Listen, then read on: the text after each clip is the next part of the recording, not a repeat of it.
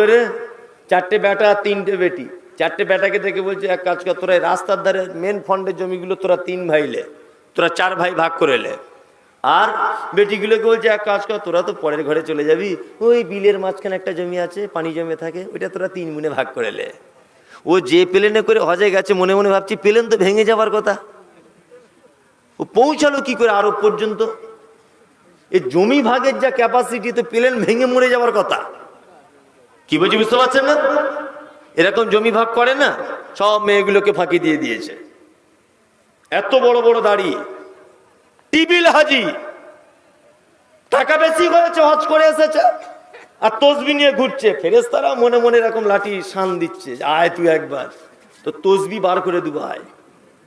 জমি ভাগ করার সময় মেয়েগুলোকে দিয়েছে রাস্তার এই মাঠের বিলের মাঝখানে, আর ছেলেগুলোকে মেন ফন্ডে। ফেরেশতারাও লাঠিতে তেল লাগাচ্ছে, একবার এসো হাজি সাহেব, তোমায় কি করি, পালিশ করে ছাড়বো তোমাকে, খুব সাবধান। অত ভাগ করার ঢং কিসের? মারা যাবেন সবাই, যে যার পেয়ে যাবে। অত ভাগ করার কিসের? যদি ভাগ করতেই হয় বড় করে আলেমের কাছে গিয়ে জমির টোটাল অংশ ফেলে দেন, এত আমার ছেলে, এত আমার মেয়ে, আমার, আপনি দয়া করে একবার ভাগটা বিলি বন্টন করে দেন, হয়ে যাবে। অত দায়িত্ব নিতে যাবেন কেন? শুনুন, আপনাকে ইনসাফ করার কথা বলা হয়েছে। বেটা মারা গেছে বলে পোতাকে জমি দেবেন না, ডুপ্লিকেট করে কবরে ঢুকে যাবেন, এ বুদ্ধি কে দিল? ইনসাফ করতে হবে এতিমের প্রতি। অবশ্যই এতিমকে যদি আপনি 1 টাকা দিয়ে যদি সহযোগিতা করেন, বিনিময় কি? জান্নাত। বিনিময় জান্নাত। একটা লম্বা চওড়া হাদিসের ঘটনা আপনার সামনে পেশ করছি, খুব মন দিয়ে শুনে নেন। আল্লাহ নবী সাল্লাল্লাহু আলাইহি ওয়াসাল্লামের কাছে একটা ছেলে এসেছে। হাদিসটা শুনতে হাসিও পাবে, মজাও লাগবে, তবে মন দিয়ে শুনুন, তাহলে মজা লাগবে। আল্লাহ নবীর কাছে একটা ছেলে এসেছে, একদম বাচ্চা ছেলে। আল্লাহ নবীকে এসে বলছেন, আল্লাহ নবী, আমি এতিম, আমার আব্বা নেই, আমার একটা খাজুরের বাগান আছে, আমার বাগানের পাশে আর একটা লোকের একটা বাগান আছে। যখন আকাশে ঝোড়ো হাওয়া হয়, ওর বাগানের খেজুর আমার দিকে আসে, আমার বাগানের খেজুর ওর দিকে যায়। আল্লাহ নবী, লোকটা খুব খাতারনাক, খুব বদমাইশ টাইপের লোক, ও আমাকে বারবার মারতে আসে।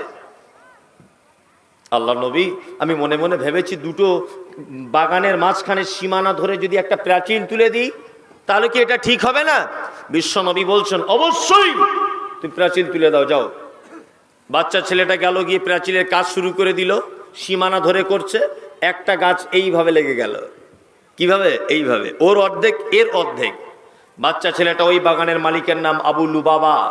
আবু লুবাবাকে গিয়ে ডেকে বলছে, ভাই তুমি গাছটা কেটে নাও, আর না হলে আমাকে বিক্রি করে দাও, তোমাকে পয়সা দিচ্ছি। তখন আবু লুবাবা বলছে, গাছ কাটবো না, বিক্রি করবো না, আমার গাছ যেখানে আছে ওইখানেই থাকবে। কিছু লোক আছে না আমাদের সমাজে এইরকম বদমাশ কোয়ালিটির। মসজিদের বাথরুম ঘর হচ্ছে, 1 হাত জায়গা দিলে বাথরুমটা একটু বড় করে হয়, তো ওকে বারবার যাচ্ছে, সুলেমান চাচা একটু জায়গাটা দিলে ভালো হতো না, কত টাকা নিবে বলো? ও তখন গরম দিয়ে বলছে, আমি দিব না, যেমন হচ্ছে ওই রকমই কর। মানে এমন গরম দেখায় যেন ওর বাপের আর ওর কবর হবে ওইখানটায়, এমন গরম দেখায়। গরিব মানুষ জায়গা কিনেছে একটা জমির পাশের জমিতে, প্রথম জমিওয়ালার মালিকের রাস্তা নাই, দ্বিতীয় মালিকের রাস্তা নাই। প্রথম জমির ফন্ডে যে আছে তার কাছে বারবার যাচ্ছে গরিব মানুষটা, চাচা একটু রাস্তাটা দাও না 3 ফুট, তাহলে বউ ছেলে নিয়ে একটা ঘর করে কোনো রকম একটা ঝুপড়ি করেও থাকতে পারি। ও তখন 3 লাখ টাকার জায়গার দাম চাইছে 13 লাখ টাকা। এটা তো আপনার আমার চরিত্র, ঠিক বলছি কিনা বলুন? এটা আপনার আমার চরিত্র এটা। অথচ মুহাম্মদ সাল্লাল্লাহু আলাইহি ওয়াসাল্লাম বলেছেন, কোন মুসলিম যেন আর একটা মুসলিমের যেন রাস্তা যেন আটকিয়ে না দেয়। কখনোই রাস্তা আটকাতে পাবেন না আপনি। তা ওই লোকটা তখন বলছে, গাছ কাটবো না, বিক্রি করবো না, তো যা ইচ্ছা তাই কর। বাচ্চা ছেলেটা আল্লাহ নবীর কাছে এসেছেন, এসে বলছেন, আল্লাহ নবী ঘটনা এই এই এই ঘটেছে। বিশ্ব নবী বললেন, ওই বাগানের মালিককে একবার ডাকো। ওই বাগানের মালিককে ডাকা হলো। বিশ্ব নবী বলছেন, ও আবু লুবাবা, এ তো একটা ইয়াতিম বাচ্চা ছেলে, প্রাচীরটা যাতে সোজা হয় সেই কারণে গাছটা নয় তুমি কেটে নাও, নয় গাছটা তাকে বিক্রি করে দাও। ও তখন বলছে, আল্লাহর নবী গো, আপনার সব কথা মানবো, এই কথাটা মানবো না, গাছ বিক্রি করব না, গাছ কেটেও নেব না। আল্লাহর নবী বলছেন, দেখো, এতিমের উপরে জুলুম করিও না, এতিমকে কষ্ট দিও না, কিয়ামতের মাঠে কিন্তু বিপদে পড়ে যাবে। ও তখন বলছে, আল্লাহর নবী, আমি যতই বিপদে পড়ে যাই তবু আপনার কথাটা আমি মানতে পারলাম না। আল্লাহ নবী বলছেন, আবু লুবাবা, ওই খাজুরের গাছটা এই লোকটাকে দাও, এতিমটাকে, বাচ্চা ছেলেটাকে, আর জান্নাতে একটা খাজুরের গাছ নাও। তখন ওই লোকটা বলছে, জান্নাতেও গাছ চাই না। কত ভালো লোক তাহলে ভাবুন, কি বলছে, হুজুর জান্নাতেও গাছ দরকার নাই। আশ্চর্য ব্যাপার নয়? আশ্চর্য ব্যাপার। এই বলে বিশ্বনবী থামলেন না, আবার বললেন, ওই বাগানের মালিক তুমি শোনো, তোমাকে জান্নাতে যে খাজুরের বাগানটা দেওয়া হবে, ওই বাগানটা 100 বছর যদি একটা ঘোড়া যদি একভাবে দৌড়াতে থাকে, তবুও তোমার ওই জান্নাতের গাছের ছায়াটা পর্যন্ত শেষ করা যাবে না। এত বড় খাজুরের গাছ তোমাকে দেওয়া হবে। বলছে, আল্লাহ নবী আপনি আমাকে যতই বুঝান আমি বুঝবই না, আমি বুঝবই না। কিছু লোক আছে না, আমাদের গোদা বাংলায় বলে এঁড়ে লোক, তাকে জীবনে কোনদিন বোঝা যায় না, টেঁড়া লোক আর কি। জীবনও তাকে আপনি বোঝাতে পারবেন না, যতই আপনি বোঝান। একটা লোক তর্ক করেছে, বলছে একে একে কত হয়, বলছে 2 হয়, সবাই জানে। তা সেই লোকটা একজনের সঙ্গে তর্ক করছে যে একে একে 2 হয়, এটা তো সবাই জানে। ও তখন বলছে, ধ্যাৎ, একে একে 3 হয়। তখন ও বলছে, আরে একে আর একে 3 হয়? বলছে, হ্যাঁ 3 হয়। বলছে, 3 যদি না হয় তাহলে আমার বউকে তোকে দিয়ে দেবো। ও বলছে, এখন ও ঘরে এসে বলছে, কই গো খাদিজার মা, তর্ক করেছে এক জায়গাতে একে একে 3 হয়, এখন তোমাকে দিয়ে দেবার কথা আমি তো বলে দিয়েছি ওকে, তা ও যদি আমায় বুঝিয়ে দিতে পারে যে একে একে 2 হয়, তাহলে তোমাকে ওকে আমায় দিয়ে দিতে হবে। তখন ওর স্ত্রী খুব কেঁদে কেঁদে বলছে, কি সর্বনাশ জাহান্নামী লোক তুমি, আমাকে নিয়ে তর্ক করলে, তাহলে আমাকে আজকে থেকে তোমার কাছে থাকা যাবে না, ওর কাছেই যেতে হবে। তখন ওই লোকটা বলছে, ওরে আমি বুঝবো তবেই তো তোকে দেবো, আমি তো বুঝবোই না, আমি তো বুঝবোই না, যতই আমাকে বুঝাক, যতই বুঝাক আমি বুঝবোই না। কি বলছে বুঝতে পারছেন না? তো এই লোকটাকে আল্লাহ নবী বারবার বলছে, এই জান্নাতে যে খাজুরের গাছটা পাবে, এই গাছটা 100 বছর দূরত্বগামী একটা ঘোড়া যদি ছোটে, তবুও জান্নাতের ছায়া শেষ হবে না এই গাছটা। লোকটা তখন বলছে, আমার কিছু শোনার দরকারই নাই। ওই মজলিসে বসেছিলেন একজন বিখ্যাত সাহাবী আল্লাহর নবীর, নাম হলো তার আবু দাহাদা। আবু দাহাদা একদম লাফিয়ে উঠলেন, আল্লাহর নবীকে বলছেন, আল্লাহর নবী, এতিমকে যদি ওই গাছটা দান করা হয়, জান্নাতে এত বড় গাছ পাওয়া যাবে, এত বড় জান্নাত পাওয়া যাবে। আপনি কি শুধু ওই বাগানের মালিকের জন্য বললেন, না পৃথিবীর প্রতিটা মানুষের জন্য বললেন? বিশ্বনবী বলছেন, আমি মুহাম্মদ সাল্লাল্লাহু আলাইহি ওয়াসাল্লাম পৃথিবীর সমস্ত মানুষের জন্য বলে গেলাম, এতিমকে যদি কেউ সহযোগিতা করে, অবশ্যই তার জন্য জান্নাতে একটা খাজুর গাছের জামিনদার আমি মুহাম্মদ সাল্লাল্লাহু আলাইহি ওয়াসাল্লাম নিয়ে নিলাম। হুকুমও নয়, আদেশও নয়। যারা একটু দাঁড়িয়ে আছেন বসে যান, কোরআনের মজলিস, যদি ভালো মনে করেন তাহলে বসুন, আর যদি আপনি দাঁড়ানোটা কি ভালো মনে করেন আপনি দাঁড়িয়ে থাকুন, আমার আপত্তি নেই। তবে দেখতে একটু ভালো লাগতো, কোরআনের কথা হবে তো, এই জন্য একটু বসুন। শীতের দিনে চেপে চেপে বসে যান, আল্লাহ রহম করবে। বসুন, বসুন ভাই, বসুন, মেহরবানি করে বসে যান, কথা শুনতে হয়, বসে যান। ধর্মীয় কথায় কোরআনের কথা দাঁড়িয়ে শুনলে একটা কেমন লাগে, মেহরবানি করে একটু বসে যান। হ্যাঁ, যাই হোক,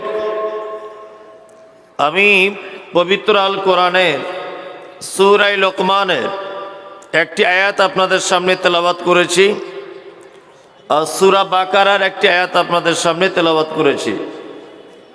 এই আয়াত দুটিকে কেন্দ্রবিন্দুতে রেখে কিছু কথা আলোচনা রাখবো ইনশাআল্লাহুল আজিজ। সর্বপ্রথম জেনে রাখা খুব ভালো হবে যে পৃথিবীতে আল্লাহ সুবহানাহু ওয়া তাআলা যত নবী এবং রাসূলকে পাঠিয়েছেন, প্রতিটা নবী এবং রাসূলের দুটি মাত্র কাজ। কটি কাজ? দুটি। এক, নবীরা ছিলেন মুবাশশির আর নবীরা ছিলেন মুনজির। মুবাশশির মানে সুসংবাদ দানকারী, আর মুনজির মানে ভীতি প্রদর্শনকারী।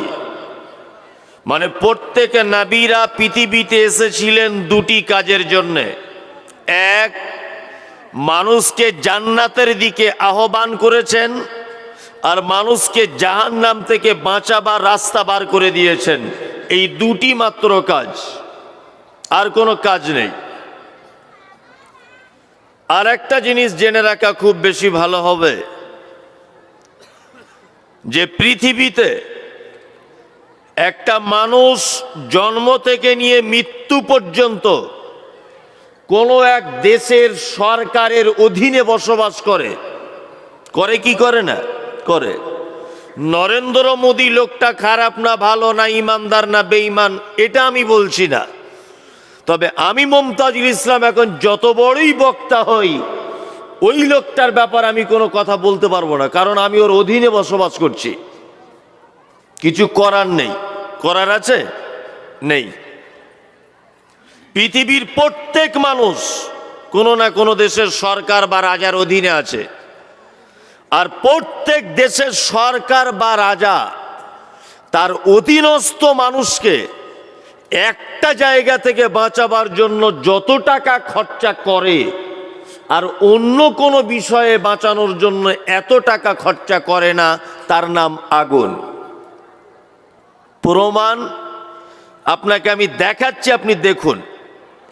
আমি যে 4 চাকা গাড়িটাতে করে এসেছি, এই আরটিওর একটা রুলস হচ্ছে এটা, যে আমার ড্রাইভার যেখানে বসে থাকবে তার মাথার উপরে একটা গ্যাসের বোতল থাকবে।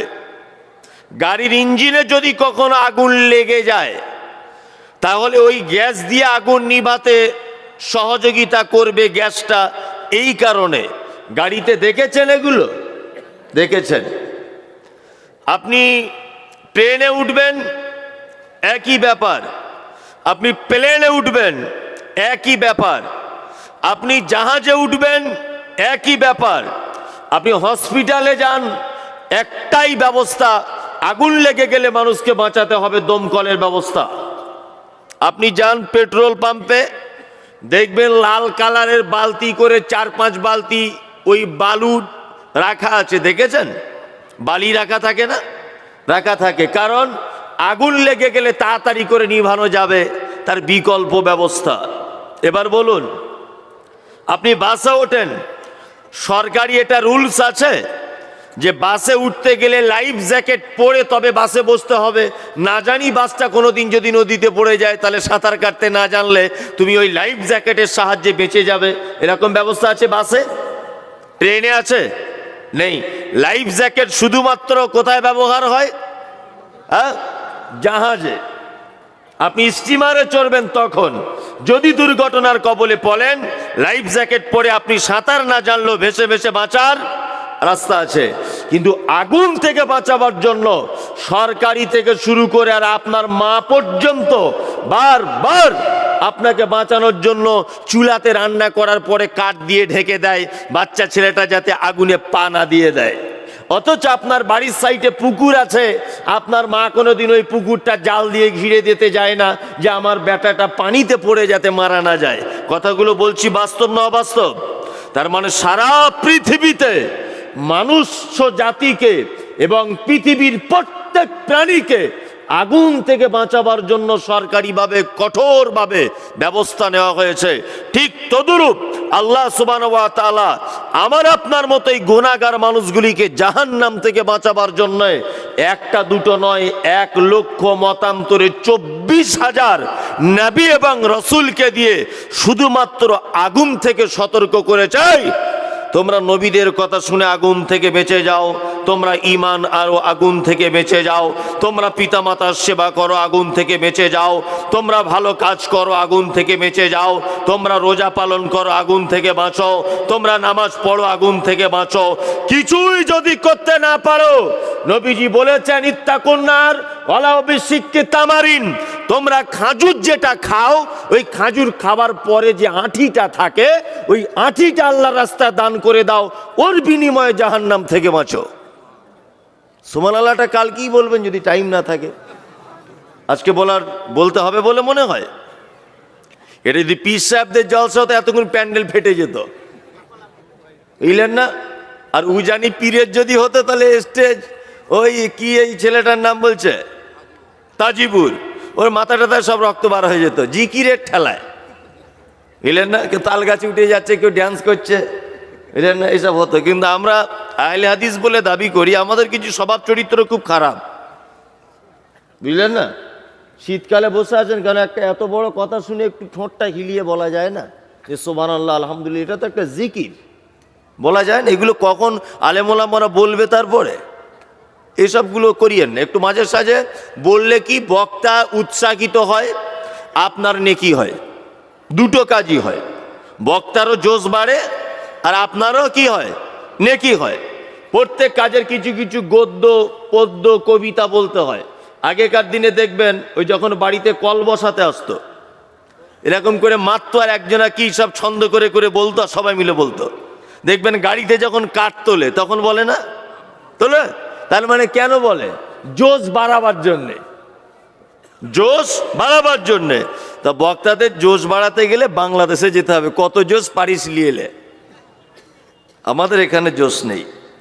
যে কথা বলতে চাইছি, জাহান্নাম থেকে আপনি বা আপনার পরিবারকে কি করতে হবে, বাঁচাতে হবে। আল্লাহ সুবহানাহু ওয়া তাআলা এইবার কোরআন মাজিদে বলছেন, ইয়া আইয়ুহাল্লাযীনা আমানু কু আনফুসাকুম ওয়া আহলিকুম নারা। এই তোমরা যারা ঈমান এনেছো শুনে নাও, তোমরা নিজে জাহান্নাম থেকে বাঁচো, তোমার পরিবারকে জাহান্নামের আগুন থেকে বাঁচাও। নিশ্চয়ই এর ইন্ধন হবে মানুষ আর পাথর। এটা আল্লাহর ভাষা, এর আল্লাহর ভাষা, তাই তো? এইবার আপনাকে একটা মজার কথা বলে দিচ্ছি, শুনে রেখে দেন। পরিবার বলতে কাকে বোঝায় এটা জানতে হবে। এমন একটা জায়গায় যেখানে আপনার বাপ থাকবে, যেখানে আপনার বেটা থাকবে, যেখানে আপনার মা থাকবে, যেখানে আপনার বেটি থাকবে, যেখানে আপনার স্ত্রী থাকবে, এই পাঁচজনকে নিয়ে একটা পরিবার। কি বলছি বুঝতে পারছেন? তাহলে আপনি নিজে বাঁচুন, আপনার পরিবারকে জাহান্নামের আগুন থেকে কি করুন, বাঁচান। কেমন করে বাঁচাবেন? অনেক বাপ আছে বলতে শুনেছি, কি আর বলবো, এত বলা বলছি ছেলে কথাই শুনে না। বলছে কি বলছে না, ছেলে কথাই শোনে না। বাহ, খুব ভালো বুদ্ধি তো। চৈত্র মাসের প্রখর রোদ্দুরে টিনের চালের যাদের বাড়ি হয়, আপনার 4 বছরের একটা বাচ্চাকে যদি খালি পায়ে দুপুর বেলাতে ওই চালের উপরে যদি শুইয়ে দেওয়া হয়, আচ্ছা বলুন তো, আপনি বাপ হয়ে এ দৃশ্য নিজে চোখে দেখে মেনে নিতে পারবেন? পারবেন? তাহলে টিনের চালের আগুনের থেকে জাহান্নামের আগুনের তেজ কম না বেশি? বেশি। তা আপনার সামনে যেদিন আপনার বেটাকে জাহান্নামে ফেলা হবে, আপনি সেদিন মানবেন কি করে? মানবেন কি করে? মানা যাবে? যাবে না। তাহলে এখন থেকে আপনাকে গার্ড করতে হবে, আপনার পরিবারকে গার্ড করতে হবে। এই গার্ড কি দিয়ে করবেন, কোন পদ্ধতিতে আপনার বেটা বেটি, আপনার স্ত্রীকে, আপনার পরিবারকে জাহান্নাম থেকে বাঁচাবার প্রথম পদক্ষেপটা কি, এইটা আপনাদের সামনে বলবো। এবার আপনাদেরকে একটা কথা বলে রাখছি, জাহান্নাম থেকে বাঁচাবার পরিবারকে প্রথম পদক্ষেপ কি এটা বলছি। কোরআনে একটা লোকের নাম এসেছে, তার নাম লোকমান। নাম শুনেছেন? লোকমান নবী ছিল, নবী ছিল। বাড়ি কোথায় জানেন? জানেন না? আমাদের মাদানী সাহেব আছেন, খুব আমার আপনজন মানুষ। ওনার পাশের গ্রামে আমার মাদ্রাসা আছে, তো ওই জন্য খুব পরিচিত। ওই 2-3 দিন আগে ওনার বাড়িতে গিয়েছিলাম, তা খুবই পরিচিত মানুষ। ওনার কাছেও জিজ্ঞেস করবেন এটা, যে মমতাজুল সাহেব একটা ছোট মৌলভী সাহেব বলে গেছে, কথাটা কতটা সত্য কতটা মিথ্যা। পবিত্র আল কোরআনে অনেক মানুষের নাম এসেছে যারা নবীও ছিলেন না, রাসূলও ছিলেন না। যেমন আবু লাহাব নবী রাসূল ছিলেন, বরঞ্চ ইসলামের শত্রু, চরম শত্রু। ফেরাউন ইসলামের চরম শত্রু। হামান ইসলামের চরম শত্রু। কারুন ইসলামের চরম শত্রু। আল্লাহ এদের নাম কোরআন মাজিদে দিয়েছেন। আর কিছু ভালো মানুষের নাম দিয়েছেন, তাদের নামে কি, তারা নবীও নন, রাসূলও নন। মারিয়াম আলাইহিস সালাম, আব্বার নাম ইমরান, কোরআনে আছে? আছে? ইনি কি ছিলেন? নবী রাসূল কেউ ছিলেন? জানা নেই। আমরা একটা লোকের নাম শুনি, খিজির আলাইহিস সালাম। হযরতে খিজির নাম শুনেছেন? উনি নবী ছিলেন না। উনি নবী ছিলেন না। আর একজন মানুষের নাম বলছি, ওনার নাম লোকমান। লোকমান ইনি নবী ছিলেন না। লোকটার বাড়ি কোথায়? লোকটার বাড়ি হচ্ছে, যারা জেনারেল শিক্ষিত ভাইরা আছেন আপনারা জানেন যে সারা পৃথিবীর দুর্ভিক্ষের মহাদেশ বলা হয় দক্ষিণ আফ্রিকাকে, তাই তো? দক্ষিণ আফ্রিকা। এই দক্ষিণ আফ্রিকার একটি শহরের নাম হচ্ছে হাবাসা। এই হাবাসা শহরে জন্মগ্রহণ করেছিলেন লোকমান হাকিম। বর্তমান যে জায়গাটার নাম ইথিওপিয়া, এই ইথিওপিয়াতে জন্মগ্রহণ করেছেন। নবী রাসূল কেউ ছিলেন না, একজন খুব আল্লাহওয়ালা মানুষ এবং প্রজ্ঞা অর্থাৎ জ্ঞানী মানুষ ছিলেন। আল্লাহ সুবহানাহু ওয়া তাআলা জ্ঞানটাকে এত পছন্দ করেছেন যে এনার নাম দিয়ে কোরআন একটা সূরা বর্ণনা করে দিয়েছেন। আল্লাহু আকবার। দেখতে কেমন ছিল লোকটার? দেখতে ছিল ঠোঁটটা খুব মোটা, কালো কুচকুচে কাকের মতো কালো, বেঠে লোক, চওড়া মানুষ ছিলেন, মানে চ্যাপ্টা টাইপের একটু। জি, এই রকম মানুষ ছিলেন। আল্লাহ তার নাম কোরআনে লিপিবদ্ধ করেছেন। তার মানে বোঝা গেল মানুষের সম্মান তার বংশ মর্যাদার কারণে হয় না, মানুষের সম্মান টাকার কারণে হয় না, মানুষের সম্মান আল্লাহর নিকটে কিসের কারণে? কিসের কারণে?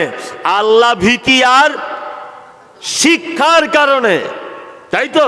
আল্লাহ এত মর্যাদা দিয়েছেন যে তাকের নাম কোরআনে তো শুধু দেননি, কোরআনে তার নামে একটা সূরা পর্যন্ত অবতীর্ণ করে দিয়েছেন। আল্লাহু আকবার। আপনি অবাক হয়ে যাবেন। আমরা শিক্ষিত মানুষদের সম্মান করি? করি শিক্ষিত মানুষদের সম্মান? কে বলেছে? এলাকায় যত দায়িত্বপ্রাপ্ত মানুষ আছেন খোঁজ নিয়ে দেখুন তো কটা শিক্ষিত মানুষ আছে? আছে? নাই। সব দেখবেন অশিক্ষিত নির্বোধ মানুষেরা। হ্যাঁ, তাদের কিছু টাকা হয়েছে, কিছু টাকা হয়েছে, তাদের সব দায়িত্ব দিয়ে রেখে দিয়েছে। আজকে পশ্চিম বাংলার মাদ্রাসাগুলির এত অধঃপতন কেন জানেন? ব্যাকগ্রাউন্ডে একটা কথা বলে দিই। সারা পশ্চিম বাংলার মাদ্রাসার এই অবস্থা কেন, আর মিশনের এই অবস্থা কেন? আল্লাহর কসম আপনার সঙ্গে আমার পরিচিত নেই, আপনার আমি শত্রু নয়। আমি মমতাজুল ইসলাম, আমার ছোট থেকে একটু জবানটা কাটা। এটা সোশ্যাল মিডিয়া তো আপনারা দেখেন। আল্লাহ পবিত্র কোরআন মাজিদের ভিতরে বলছেন, কুল হাল ইয়াস্তাবিল্লাযীনা ইয়ালামুনা ওয়াল্লাযীনা লা ইয়ালামুন। এই যারা কোরআন জানে আর যারা কোরআন জানে না, এরা দুজন সমান? সমান? সমান নয়। আল্লাহ পবিত্র কোরআনে বলছেন, কুল হাল ইয়াস্তাবিল আমা ওয়াল বাসীর ওয়াজ যুলুমাতি ওয়ান নূর। যারা কোরআন জানে তারা চক্ষুওয়ালা লোক, যারা কোরআন জানে না তারা অন্ধ লোক। ভালো করে বুঝবেন। এইবার আপনাদেরকে একটা কথা বলি। আচ্ছা বলুন তো দেখি, কোন অন্ধ লোকের হাতে যদি লাইট দেন যে চোখওয়ালা লোকটা রাস্তা দেখাও, এই অন্ধ লোকের পক্ষে এটা সম্ভব? সম্ভব? সম্ভব নয়। পশ্চিম বাংলার মাদ্রাসার বর্তমানে দুরবস্থার একটা কারণ, মাদ্রাসার যারা দায়িত্ব যাদের হাতে আমরা তুলে দিয়েছি, এরা একজনও আরবি শিক্ষায় শিক্ষিত নয়। কি বলছি বুঝতে পারছেন না? ও তো নিজের কাছে ইসলামের আলো নেই, ও জাতিকে কি করে লাইট দেখাবে? কি বলছি বুঝতে পারছেন? হ্যাঁ, মিশনগুলো এত বেশি বেশি করে বাড়ছে কেন? মিশনগুলো বাড়ছে তার একটা কারণ, মিশন যারা তৈরি করছে এরা আরবি লাইনের ছাত্র নয়, এরা ওই লাইনেরই ছাত্র, এই জন্য ডেভেলপ করতে পারছে। আর আমরা মাদ্রাসার সেক্রেটারি কেসিয়ার করেছি স্কুলে হেডমাস্টারকে, আরবি সম্পর্কে ওনার কোনো জ্ঞান নেই। কোন বছরে কোন সিলেবাস পড়াতে হয়, কোন আলেমকে দিয়ে কোন কিতাবটা পড়লে বেশি ভালো হবে ছাত্রের, এই জ্ঞান আছে ওনার? আচ্ছা বলুন, নেই। অথচ এই কথা বললে বলবে যে আপনি মনে হয় বদমায়েশ লোক। আমি বদমায়েশ লোক না, আমার ঠোঁট খারাপ।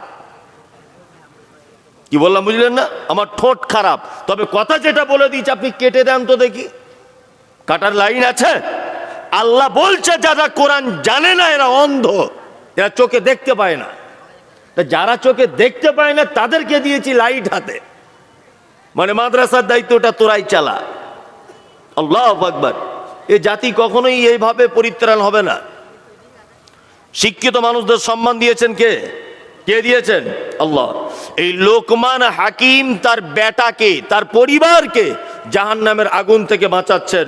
তার পরিবারকে জাহান্নামের আগুন থেকে বাঁচাতে গিয়ে সর্বপ্রথম যে পদক্ষেপ গ্রহণ করলেন, সেই পদক্ষেপটা হচ্ছে এই, বেটা, ইয়া বুনাইয়া, হে বেটা, তুমি কখনো শিরক করো না। শিরক হচ্ছে সব থেকে বড় পাপ, শিরক হচ্ছে সব থেকে বড় জুলুম। তাহলে পরিবারকে জাহান্নাম থেকে বাঁচাবার জন্য প্রথম পদক্ষেপ কি? পরিবারকে শিরক মুক্ত পরিবার গড়ে তুলতে হবে। কি বলছি বুঝতে পারছেন? শিরক মুক্ত পরিবার। শিরক এই ব্যাপারটা বুঝতে গেলে আগে আপনাকে তৌহিদ জানতে হবে।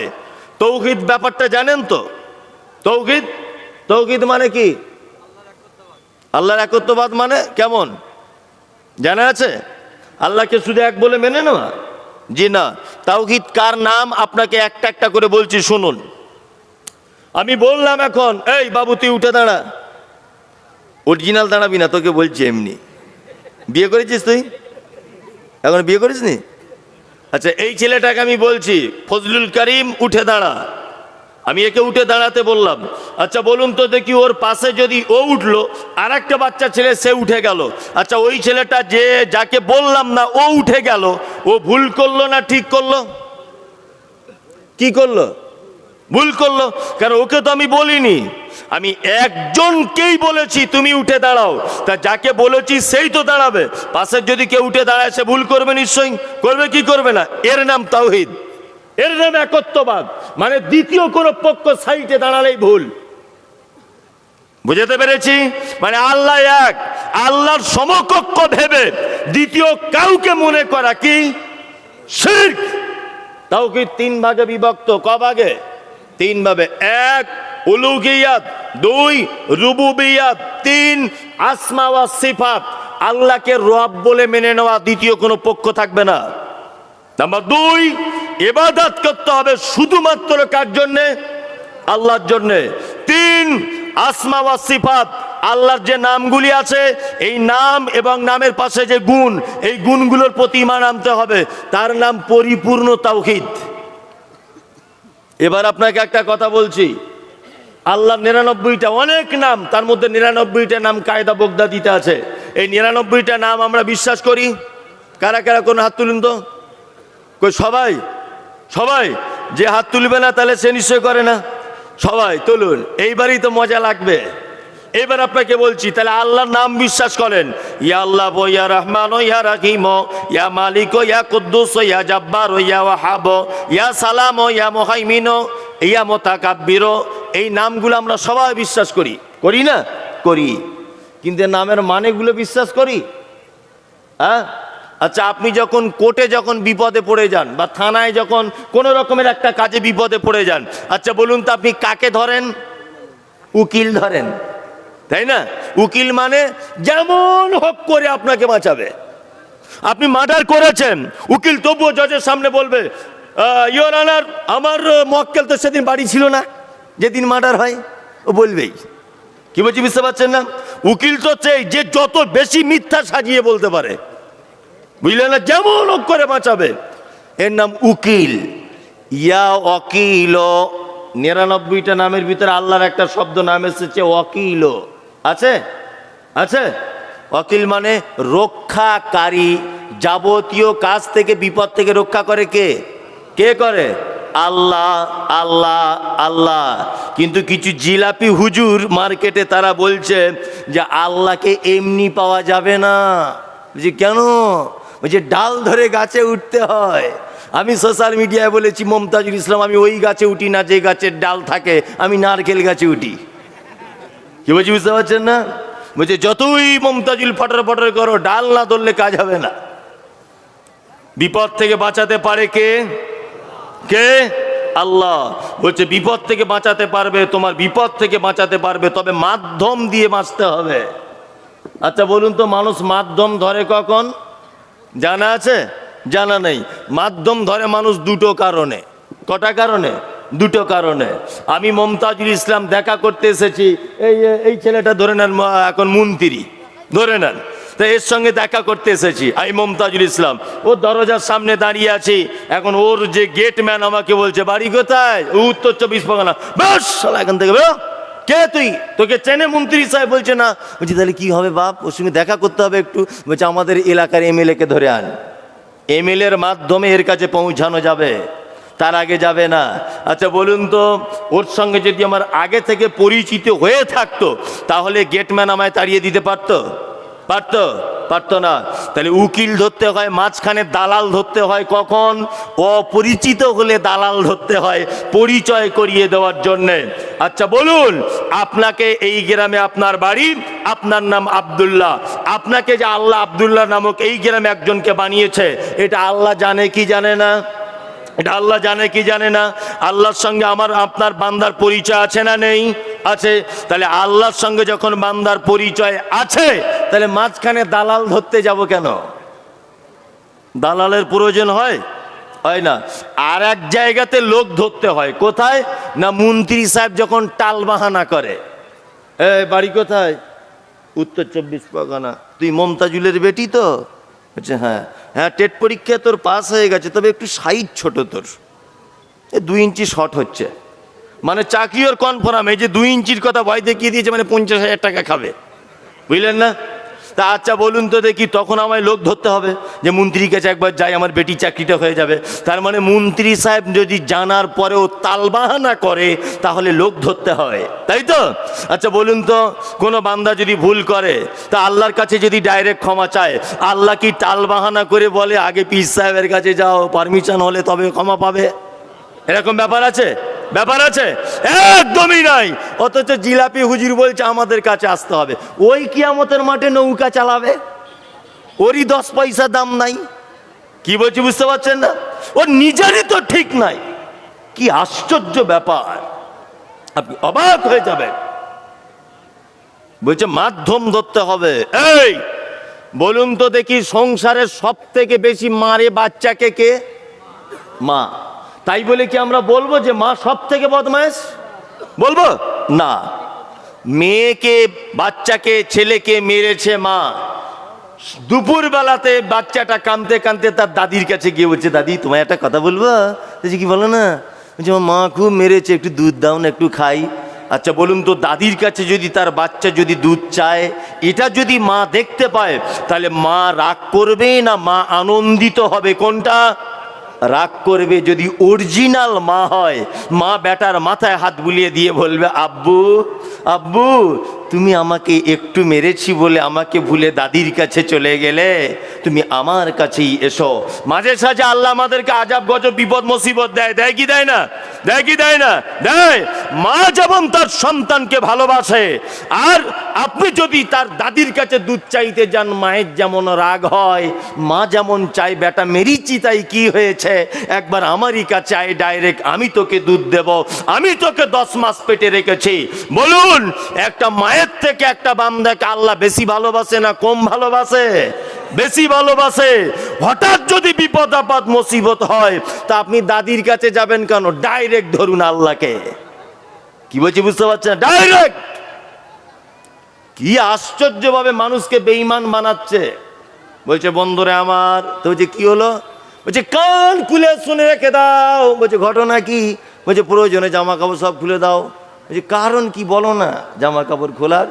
বলছে আমাদের পীর সাহেবের এত পাওয়ার, কোনো মুরিদ যদি মারা যায়, কবরের ভিতরে যখন রেখে দেওয়া হবে, মুনকির নাকির ফেরেশতা আসার আগে পীর সাহেব কবরের ভিতরে পৌঁছে যাবে, আর মুরিদের পক্ষে হয়ে ওই ফেরেশতাদের সাথে মোকাবেলা করতে লেগে যাবে।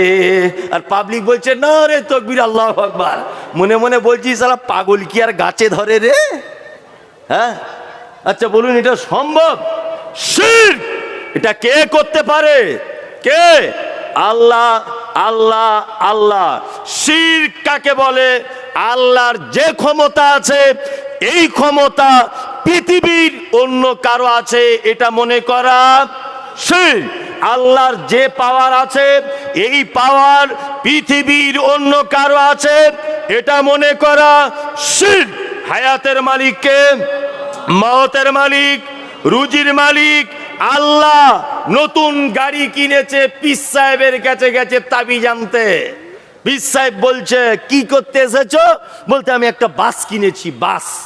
বলছে তাই নাকি? বলছে হ্যাঁ। বলছে একটা তাবিজ দিয়ে দেন বাবা। বলছে আগে লকডাউনে তাবিজের দাম কম ছিল, এখন বেড়েছে 10,000 টাকা পিস। তা বলছে তাবিজের কাজ কি? বলছে এত কাজ তোর বাসের ড্রাইভার চালাবে, ওর পাছার তলাতে লাল সুতো দিয়ে বেঁধে দিবি, সব বাস ফাঁকা যাবে, আর তোর বাসে এত প্যাসেঞ্জার হবে বাদুরের মতো ঝুলবে। পীর সাহেবের তাবিজে, বুঝলেন না? আমি বলতে চাইছি 10,000 টাকায় যদি সব প্যাসেঞ্জার এর বাসে উঠিয়ে দিতে পারে, এত যখন ওর পাওয়ার, বুঝলেন না? তা ওই তাবিজ দিয়ে তো ব্যাংকের ম্যানেজারকে বশীকরণ করে সব টাকা নিজের বাড়ি ঢোকাতে পারে। ও হারামখোর কেন তাবিজ বেচে খায়? হ্যাঁ, ও কেন তাবিজ বেচে খায়? আশ্চর্য ব্যাপার। শিয়ালদা প্ল্যাটফর্মের পাশে ঘুরছি, তা দেখছি একটা লোক টিয়া পাখি খাঁচার ভিতরে নিয়ে বসে আছে। তখন আমি মাদ্রাসায় পড়ি, আর সবাই দেখছি হাত দেখাচ্ছে। ইয়ং বয়সে তখন একটু বদমাইশি হয়, বুঝতে পারেন, ইশারায় বুঝে নেন। তা আমি গেছি হাত দেখাতেন, যে কি ব্যাপার, ফোন করছি তো হচ্ছে না, একটু বলে দেন তো ঘটনা কি, রাগ করেছে নাকি আমার উপরে? আমাকে তখন বলছে এমন, হাত দেখি বলে দিচ্ছে, এমন তাবিজ দিব জানলা ভেঙে তোমার কাছে চলে আসবে। বলছি তাহলে এইটাই তো চাইছি অনেক দিন থেকে, কবে জানলা ভেঙে